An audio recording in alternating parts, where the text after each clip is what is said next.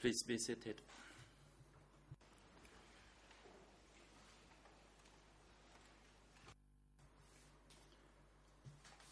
The court is back in session, and once again the floor is given to the prosecution to put further questions to this expert. You may proceed.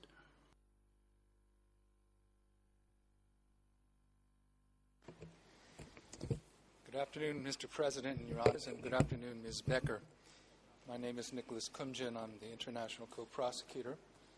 I would like to take advantage of your being an American journalist with significant time in Southeast Asia, and before asking you specific questions about democratic Kampuchea during 1975 to 1979, I'd like to discuss the context of American and Vietnamese relations.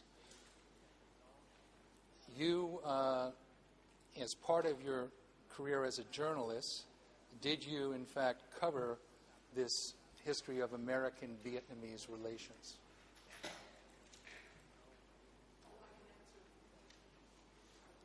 When the light is on. When the light is on. Yes. Specifically, generally, in terms of the American war in Vietnam and how it then bled into the war in Cambodia. As part of your work, did you speak to American government officials? And let me make it clear, I'm asking particularly in the period after 1975, after April 1975. American government officials about their relations with Vietnam.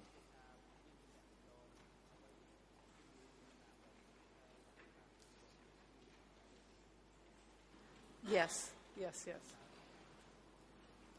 The pause is due to the translation ongoing, and possibly because I'm speaking quickly, I'll slow down. Did you also speak to political groups, interest groups in the United States concerned with that issue, such as American veterans of the Vietnam War, military veterans, and families of those missing in action in the Vietnam War?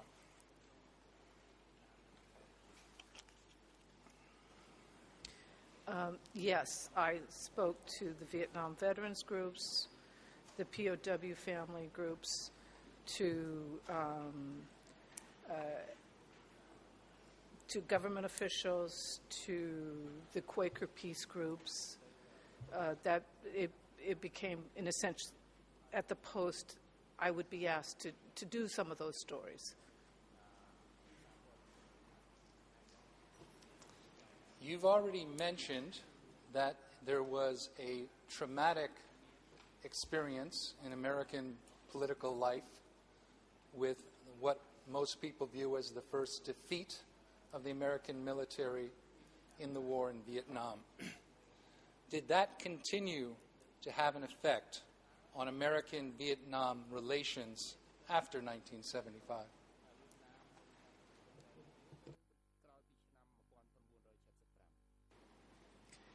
Yes, and this is, you see this in, particularly when, President Ford pardons the people who dodged the draft. That caused a big stir. Then with President Carter trying to figure out if he can have renew relations with Vietnam.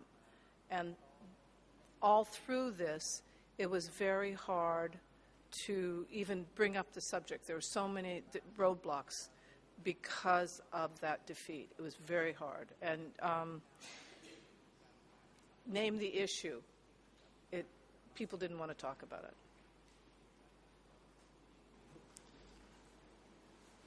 Based on your interviews, your knowledge and experience, was the United States and Vietnam government relations, were they affected by the context of the ongoing Cold War at that time and the relationship between Vietnam and the Soviet Union?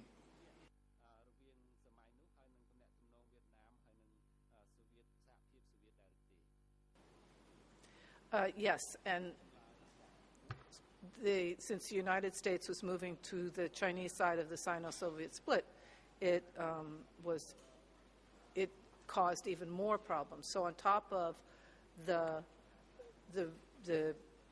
problem that the United States faced having had the defeat, on top of that, you have the fact that the Vietnamese were allied with the other side of the Sino-Soviet split. And it particularly became acute after the Soviet invasion of Afghanistan. Did Soviet agreements with Vietnam regarding military matters or basing have an effect on the U.S. relationship between Vietnam and the United States?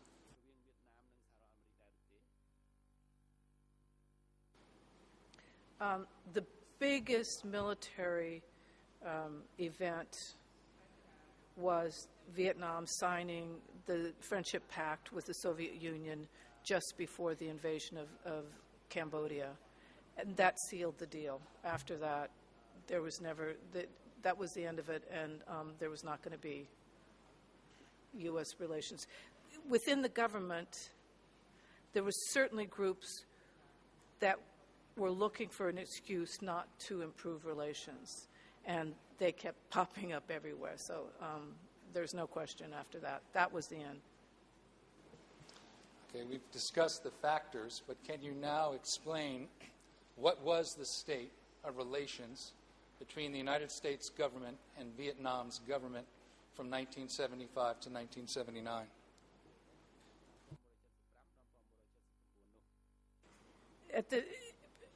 At the beginning of the administration of President Jimmy Carter, there was a window where there were negotiations. Then Assistant Secretary of State Richard Holbrooke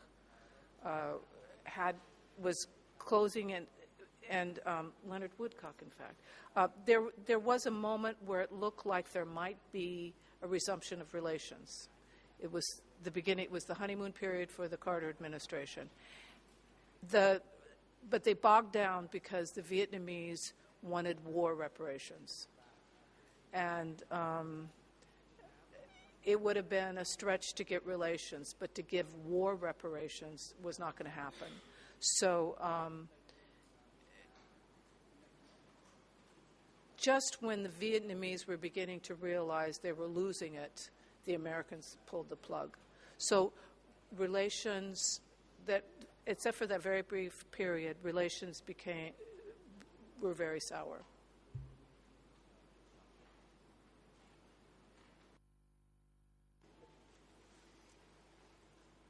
Thank you. So would it be correct to say that there was no formal diplomatic relations between the United States and Vietnam from 1975 through 1979?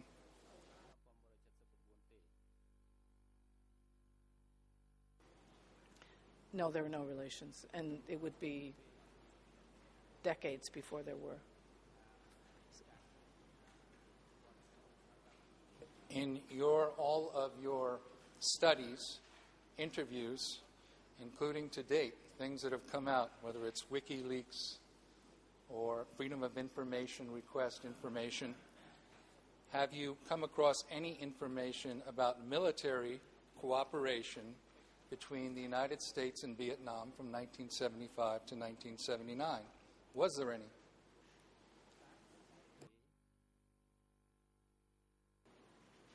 Not that I know of.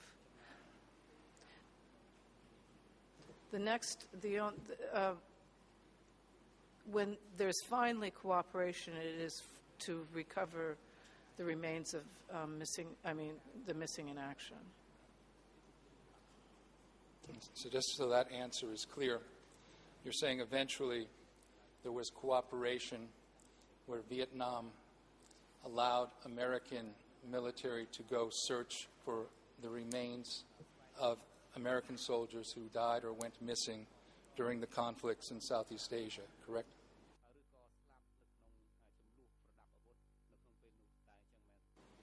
Yes.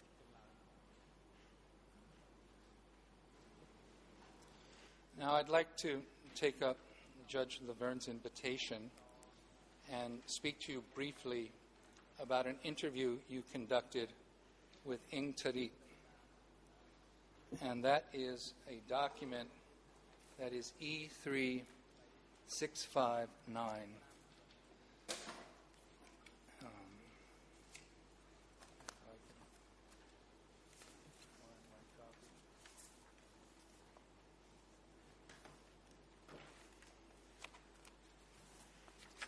And perhaps it'd be helpful if we could give a copy to the witness.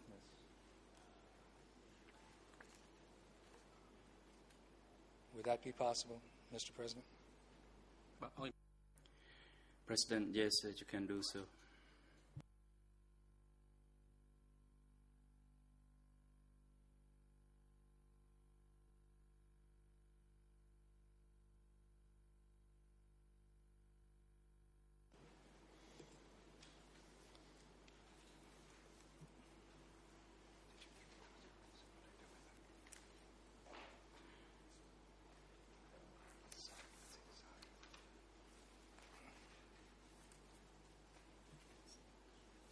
And just the French ERN begins 00743-047,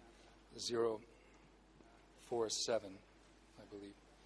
Or that's the page I'm going to, 047 and 048. The Khmer is 00578892 to 8900. So I'm going to the top of page 25 of that interview, which has the ERN 00182322 in English.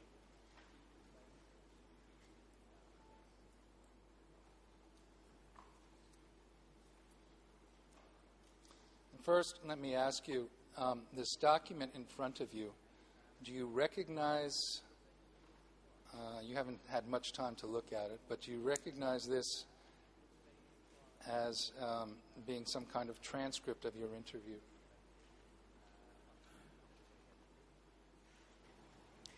Yes, it is. I reviewed it over the weekend.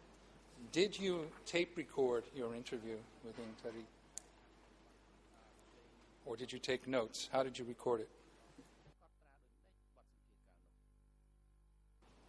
This is a tape recording.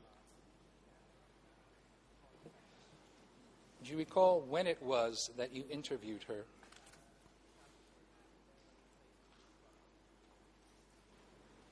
October 1980, I think. Where did the interview take place? In New York, around the UN.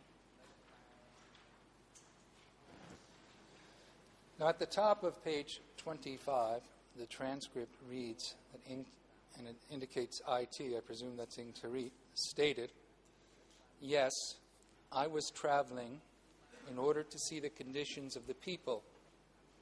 And at the time when I came back in Phnom Penh, I reported to our leaders that there was something queer in some provinces. For example, in Battambang. I saw something very clear, that they make people, all people going to the rice fields, very far from the village, and they have no home. And I saw they have no home. And they are all ill. I reported to my leaders that." Do you recall an answer like that from Ing Tarit?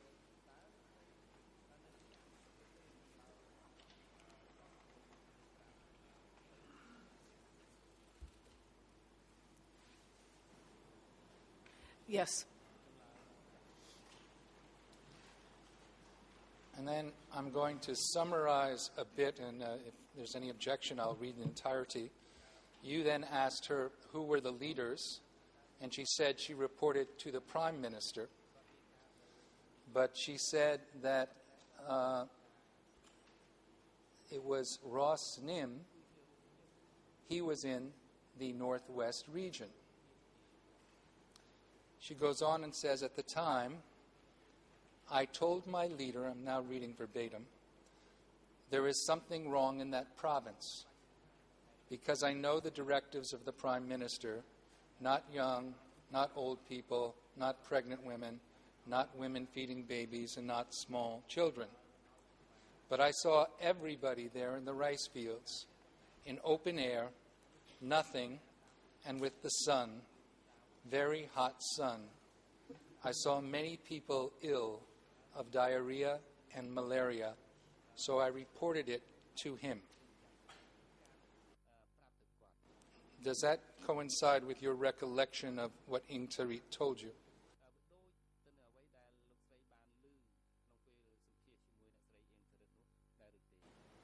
Yes. Now, in your interview with Pol Pot, did he also confirm that he received regular reports from the provinces or regions? Yes. And can you tell us if you received any other confirmation from any source that reports were made from the regions to the center?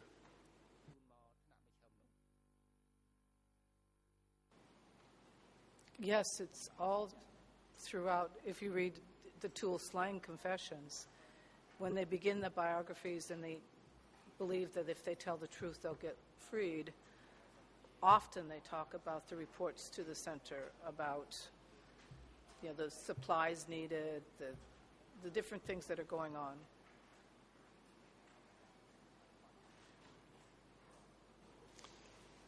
I believe this morning Judge Laverne showed you an article you wrote, and someone correct me if my recollection is wrong, but it talked where you quoted Pol Pot speaking about people's courts, and he said it was according to the principle of democratic centralism.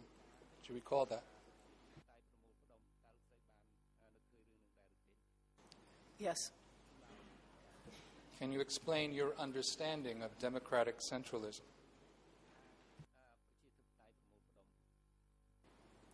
It's a communist idea that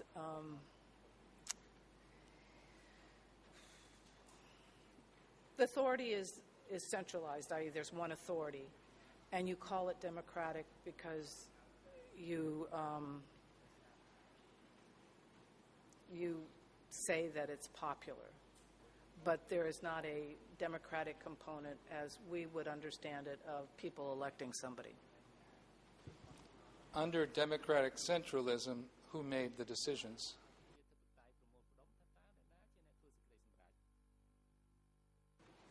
It's top down.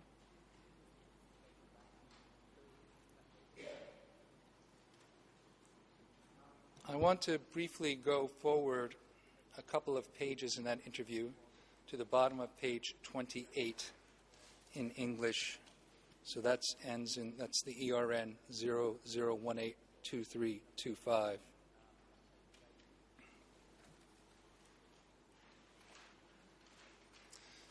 And for those following in other languages, this is a little past 37 minutes in the interview.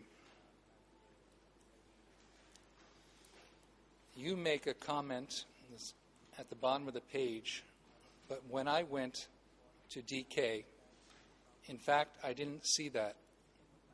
I think I saw 2 schools, and I saw many children working in the fields.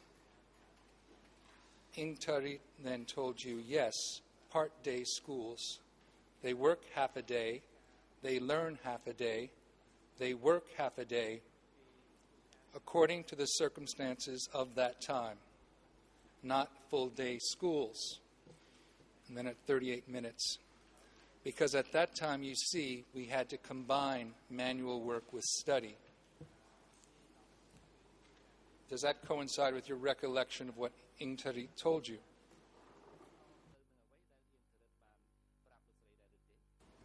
Yes. does it coincide with what you saw in terms of seeing children at work, working for the DK authorities in your trip in 1978?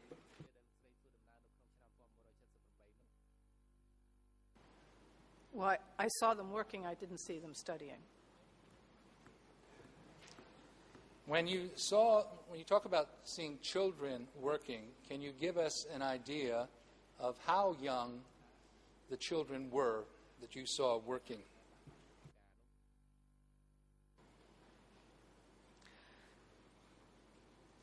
Well, there were children under 5 carrying firewood. There were, that's as young, toddler, just above toddler. You saw what they called fishing co-ops, which were a bunch of kids fishing, up through, as I said, young sort of middle school age children being ferried around in trucks. And then we weren't allowed to get terribly close to the fields, so you could only see the I can't tell you exactly how young they were, but you saw them, with bricks, brick making, almost every kind of work situation, there would be children involved.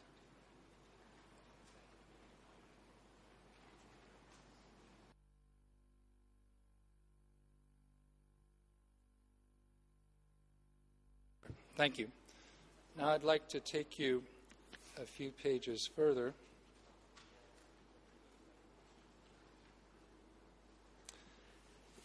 At page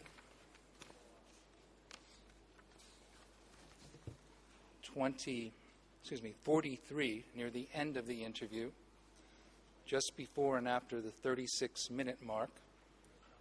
The English urn is 00182340.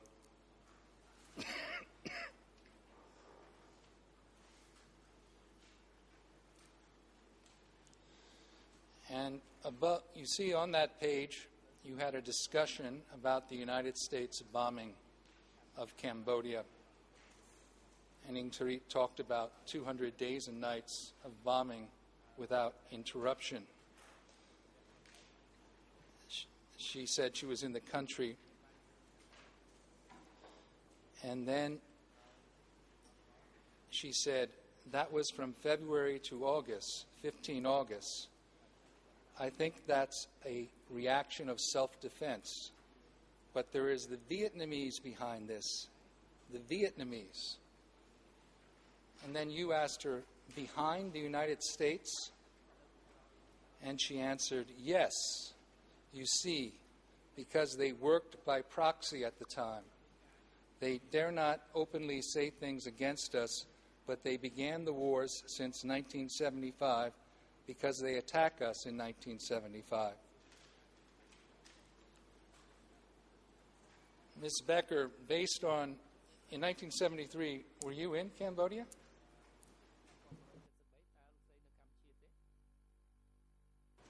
Yes.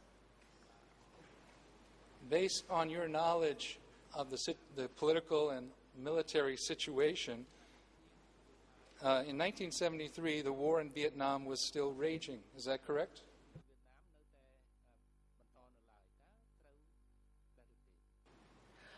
The war was still going on. The Americans were beginning their pullout after the Paris Peace Accords. But yeah, there's war in Vietnam and war in Cambodia. And the United States was backing the South Vietnamese authorities in that war in a full-scale military conflict with the North and the communist forces in the South, correct?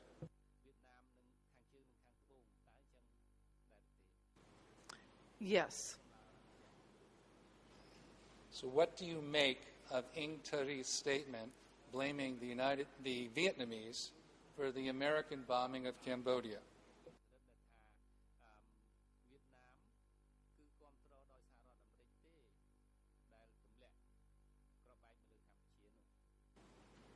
It makes no sense. It's irrational. Now, was this kind of accusation against Vietnam blaming them for, in this case, American bombing, atypical of how the government of Democratic Kampuchea responded in explaining the problems in Cambodia?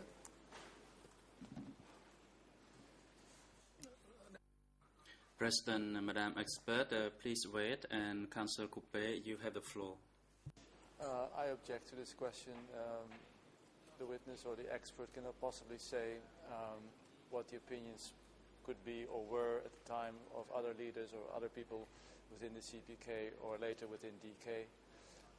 Clearly, but we'll get back to that, the words of Ingrid are not taken literally, or should not be taken literally, but she means something completely different. The same goes, by the way, of the things about Runim. The next paragraph wasn't read by the prosecution, but I'll get back to that. But the problem is, this is, although Ms. Becker is considered to be an expert, she cannot second guess as to the opinions or reflections of opinions of what Ingrid possibly has said.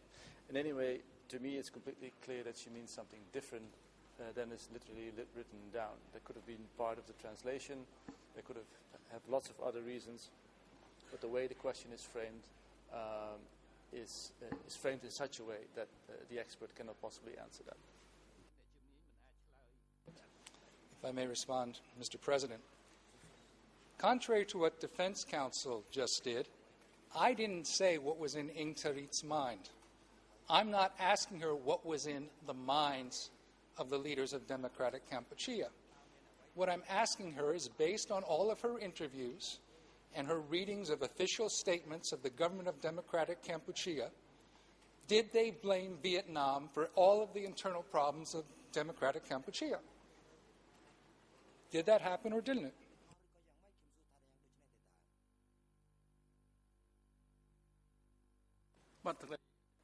President, the objection by the defense team is overruled, as the chamber needs to hear the response from the expert to the last question put by the prosecution. And Madam Expert, if you can recall the last question put to you, you may respond.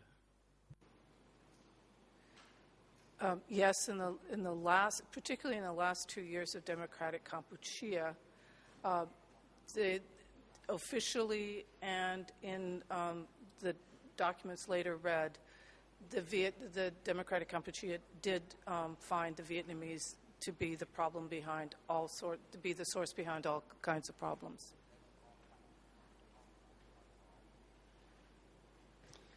Okay, thank you. I'm finished with that interview, but I would like to ask you now a few questions about an interview you did with Ing Sari. And so could the witness please be given, perhaps we can retrieve the last document and give her E393, E3/93, and that is at ERN in English. Your Honor, may I hand it to her?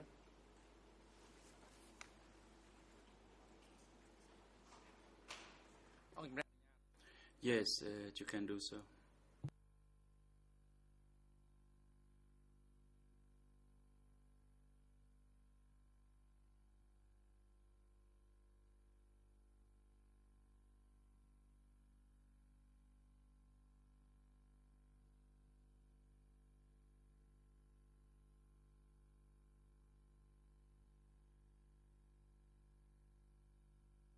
Becker, you spoke this morning about speaking to Ing Sari during your trip. Is that correct? You interviewed him during your trip.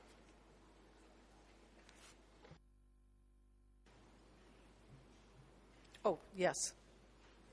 And I don't want to repeat what's already been said, but just to remind us, that is when you said that you talked to him about human rights reports, about killings in Cambodia submitted to the UN, if I remember correctly, and he said that he admitted them but said we did what we could to avoid killings. Is that correct?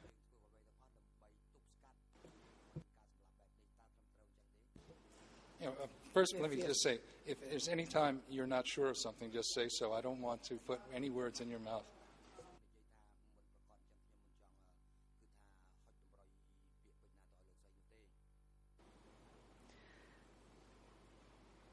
Yes, that was in the interview, but I don't think we talked about it this morning.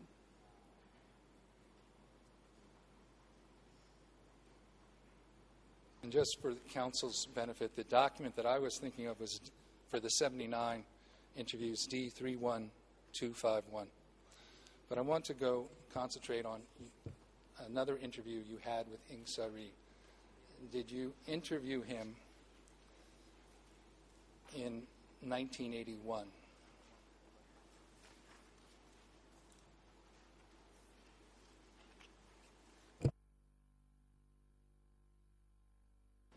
Yes.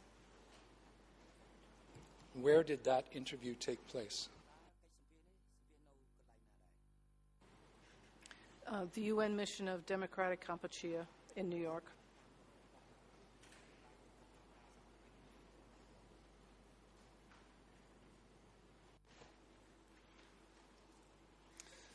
Now, if you turn to the second page of that interview,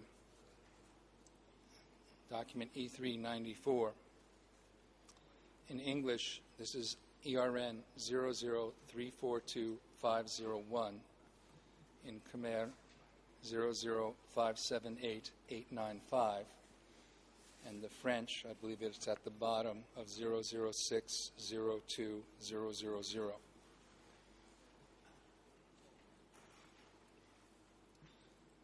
Ieng Sary, you were talking about your trip, and he said that he was worried about a coup. And then it says at the bottom three lines in English, parentheses, answer to my interjection, quote, I was not in charge of security. I only heard reports on security. And then parentheses, who was in charge of security, end of parentheses. 3 or 4 very top leaders discussed the matter, then reported to the Standing Committee. Do you recall this conversation with Ieng Sary?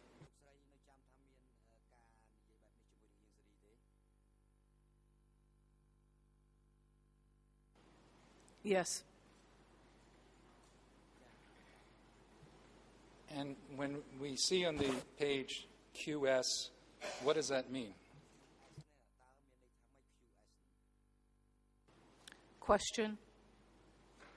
So then we see question, who were those 3 or 4 leaders?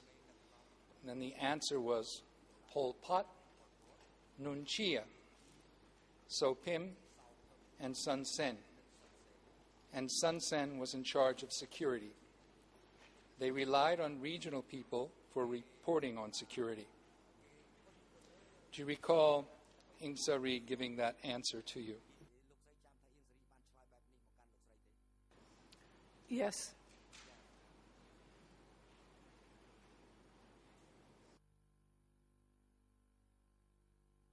Now, from the context, to the best of your recollection, when Ieng Sary was talking about security, can you enlighten us at all what he meant by security, if you can't tell us?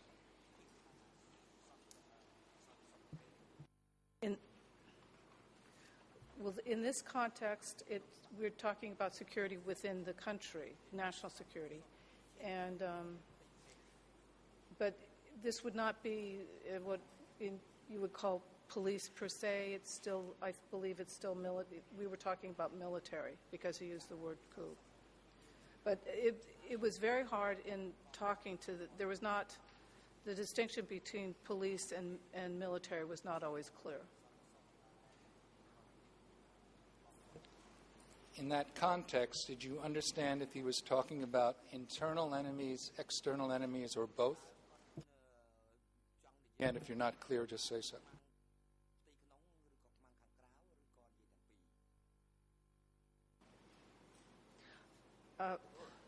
The context was, in terms of coup, was internal.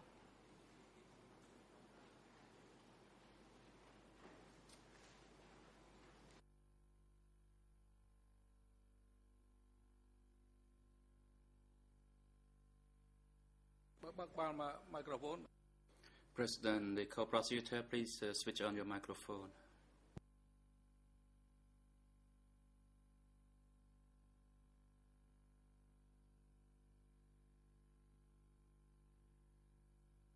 Thank you, Mr. President. I apologize, trying to find my place. Going to the next page, page 4.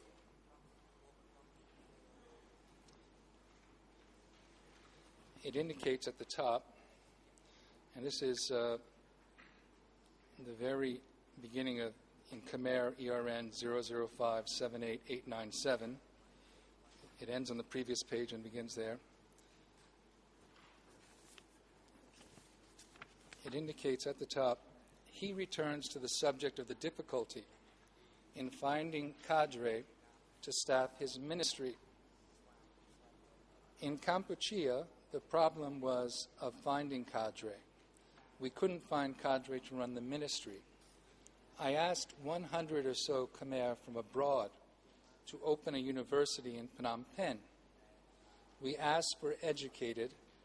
They said no. Question: who was they who said no? Answer: that is the Department of Security, Nuon Chea and Pong, the Vietnamese agent under Nuon Chea. Do you recall Ing Sari giving you this answer in 1981?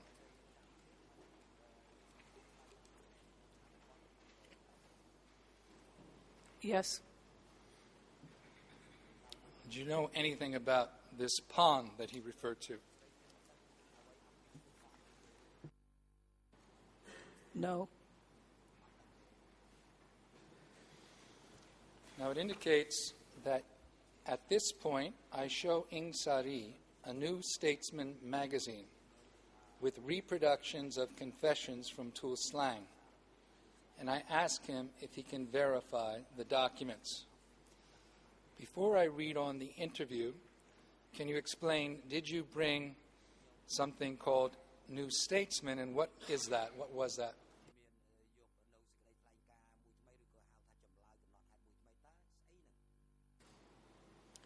New Statesman is a news magazine published in London. The particular editions of the magazine you brought, what did they deal with?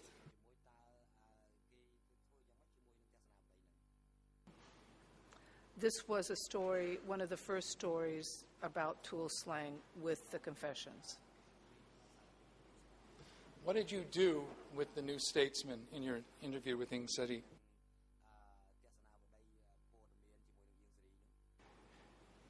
I brought the copy of the New Statesman, I gave it to him, he looked at it and read it. What language did you conduct the interview in?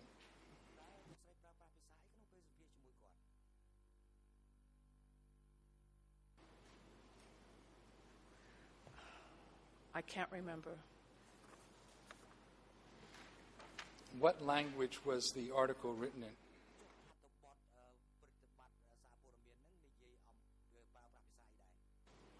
English. Did the article include any reproductions, any photographs?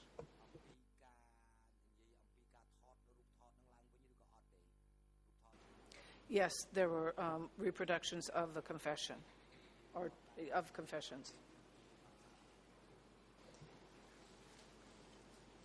It says, reading on to these notes of the interview, at this point I show Ing Sari a New Statesman magazine with reproductions of confessions from Tuol Sleng, and I ask him if he can verify the documents. Answer: yes. He says, yes, this is Duik, Chief of Security in Tuol Sleng. I learned only about this in New York. At that time, I called it by its number, 21S. Do you recall Ing Sari giving you this answer after looking at the New Statesman magazine?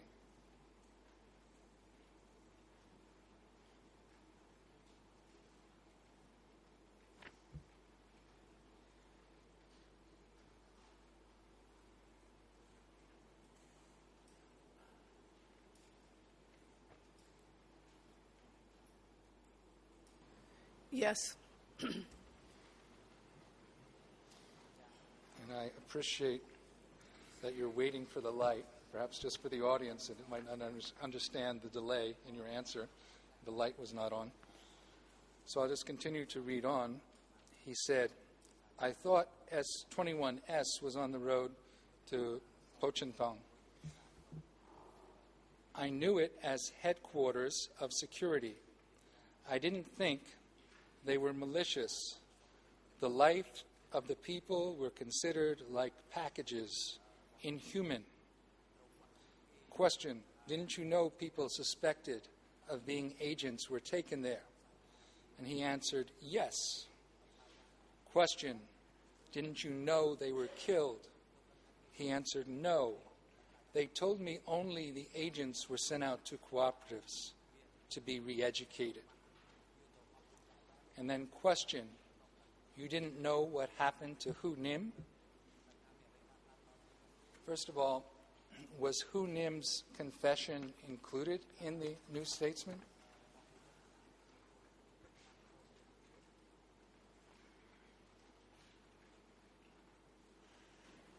Yes. And is that reflected also in the notes in the next line? It says, parentheses, his confession was reproduced in the New Statesman article. Is that referring to Hu Nim? Yes. And he answered, I wasn't aware. I knew only he was arrested and accused as having a conspiracy with Khoi Tun, a team of traitors to gain power. Let me ask you, first of all, about these two individuals. Who was Hu Nim?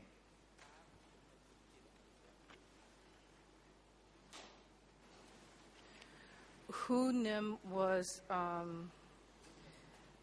one of the three ghosts. They were three intellectuals who were popular in Phnom Penh in Cambodia during the 60s, including Khieu Samphan, Hu Nim, and Hu Yun. They were considered the up-and-coming, bright intellectuals of the left who had a following, and when they got the name Three Ghosts after the coup d'etat, and the Cambodian government wanted to say that they were no longer in power, so that there would not be this is the Khmer Republic, so that the populace would not be attracted to the Khmer Rouge. And in fact, my very first article I wrote in my life was about the three ghosts, arguing that in fact they were alive, they were not dead.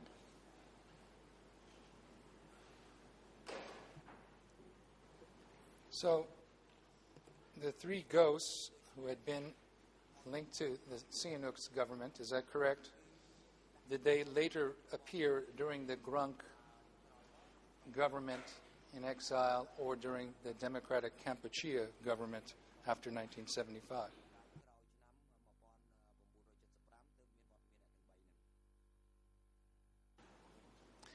Yes, they were part of, in different capacities of Sihanouk's government. Sihanouk had a tendency to embrace his opponents, and then they were part of the Grunk. Khieu Samphan was the titular head, and the other two were ministers. And when Sihanouk Sihanouk, of course, was the major titular head, and when Prince Sihanouk visited the Liberation Zone, it was the three ghosts who were photographed with him and part of the propaganda. Then, under Democratic Kampuchea, only Khieu Samphan lasted through the whole in his position. The other two were killed. Let's see now. Let's see, I can't remember. I think. Are you trying to remember the positions that For example, the position that Hu Nim held.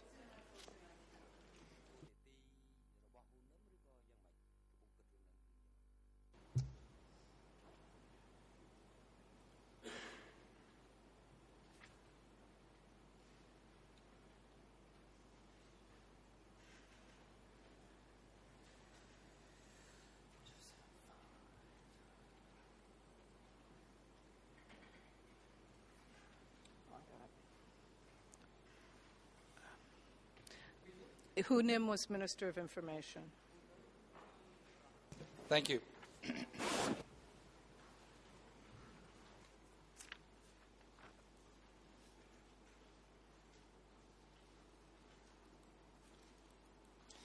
And then you asked him,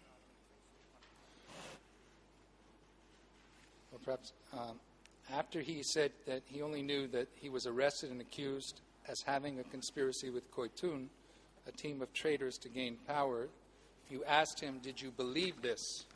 He answered, yes, but I always said we couldn't do anything because they had no military behind them. Later, I saw some military went to the other side. So who did you understand Ieng Sary to refer to when he said they had no military behind them?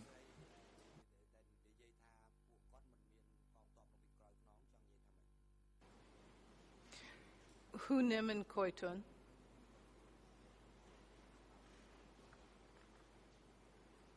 Thank you. I want to go back down the page a little bit, go a little bit further. I'm reading from about the ninth line up. Ieng Sary says, personally, I wasn't aware of the deaths at all. Question, was Pol Pot aware? Answer, maybe not all the details. He knew the accused were killed, but not their family. At the beginning, if 3 people accused someone, it was accepted as true. If 3 people said someone was CIA or KGB, then that person was arrested. Then at the end of 1977, beginning of 1978, Pol Pot said 5 people had to accuse. Do you recall this particular statement by Ieng Sary?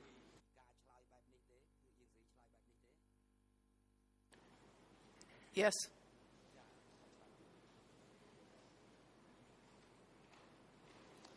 When he says that Pol Pot knew the accused were killed, but not their family, did Ieng Sary, was he acknowledging that he knew that the families of these people were killed?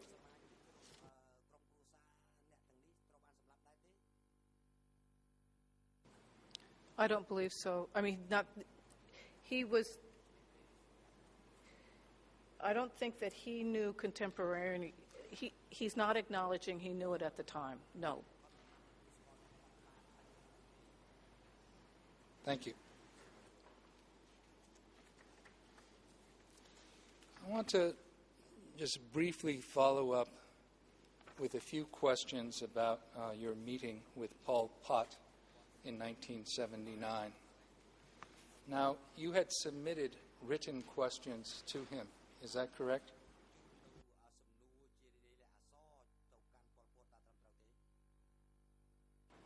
Yes. And if I understood you correctly, when you met with him, you received a lecture about the coming war with Vietnam and how it would turn into a NATO Warsaw Pact battle. But you also subsequently received written answers to your questions. Is that correct? Yes. Do you still have the answers that were provided by Pol Pot? The written answers? Yes, but not with me.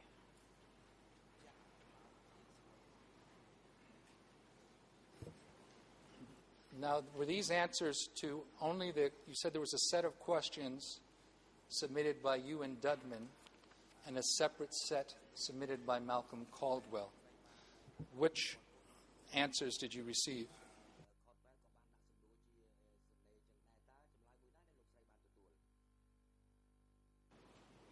The ones for us journalists. Did you ever see answers, do you know if answers were given to Caldwell?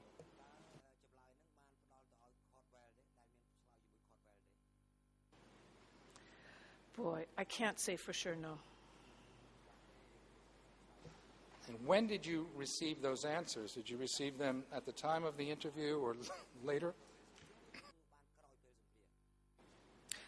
Right afterwards. It was clear that they had already been prepared, and after we got home, they gave it to us. Would you be willing to provide that to the trial chamber if requested, those written answers?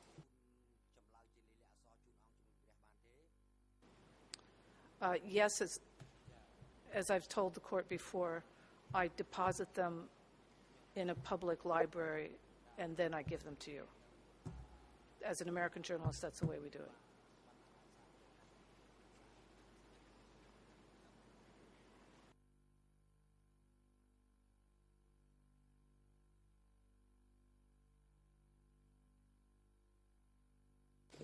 Now, you were not present for the conversation between Caldwell and Pol Pot. Is that correct?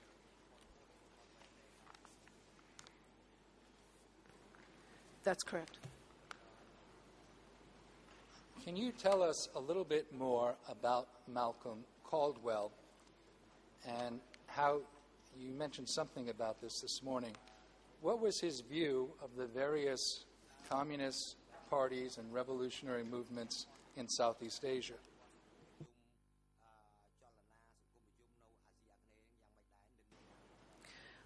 He was very sympathetic. He, in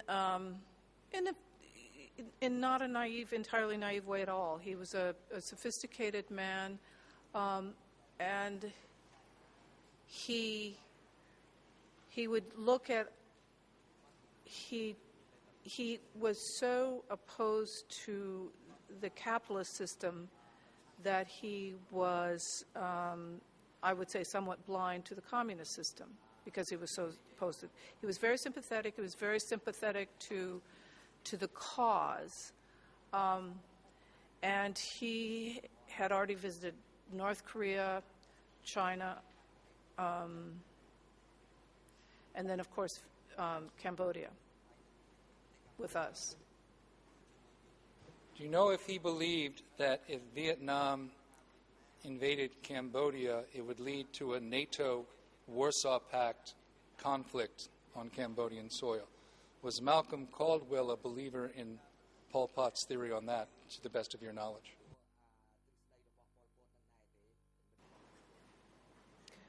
I don't remember that we talked about it.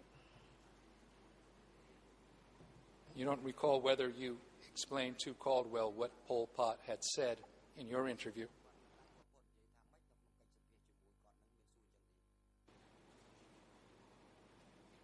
I know we talked about it in our interview. Did he respond to it? I can't remember.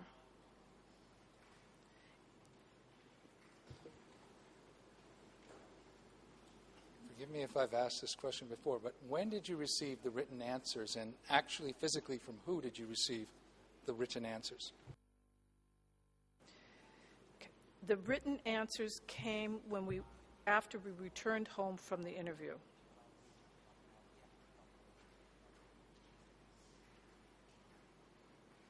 Were you aware, and how did they come to you? Excuse me.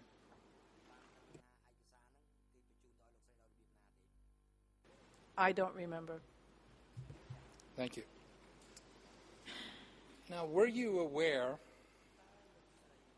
of, there's something written, you've read Ben Kiernan's book, I believe you mentioned, is that correct? The Pol Pot Regime?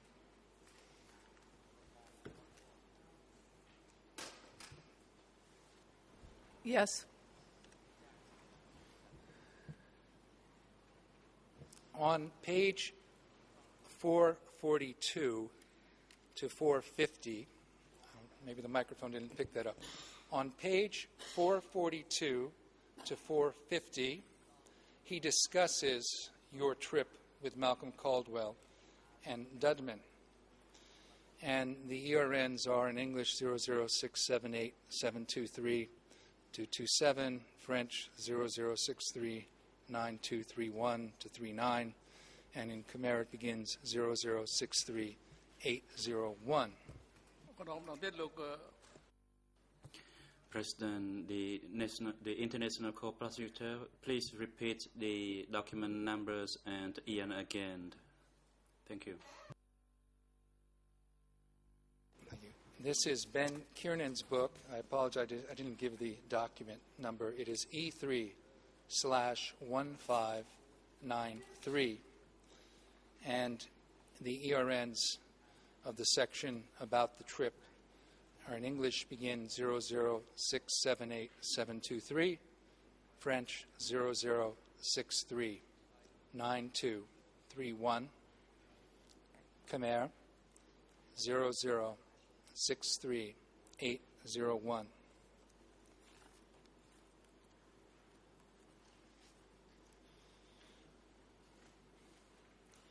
On page 443 in English,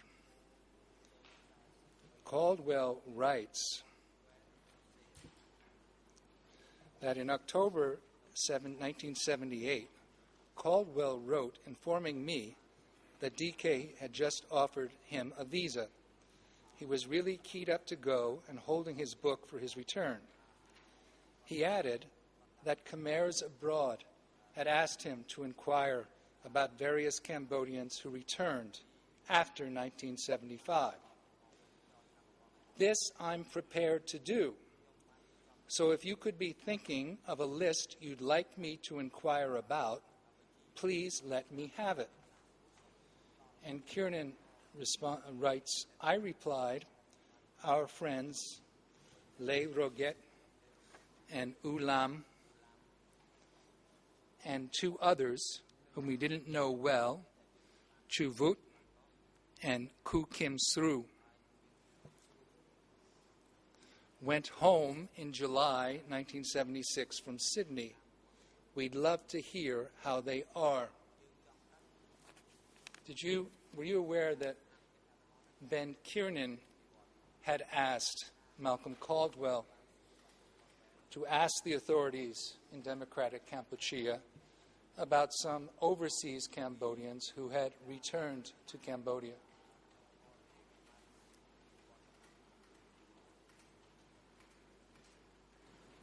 No, I didn't know that.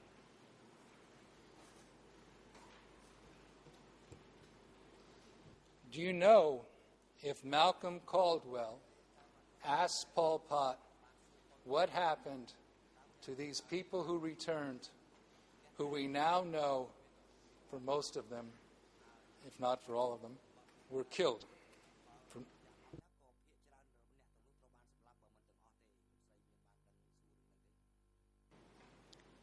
We all did.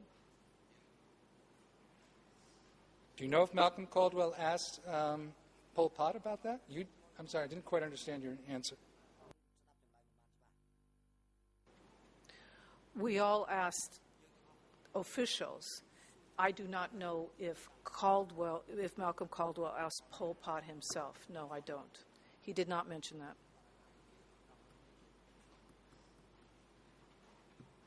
Mr. President, do you want me to go on?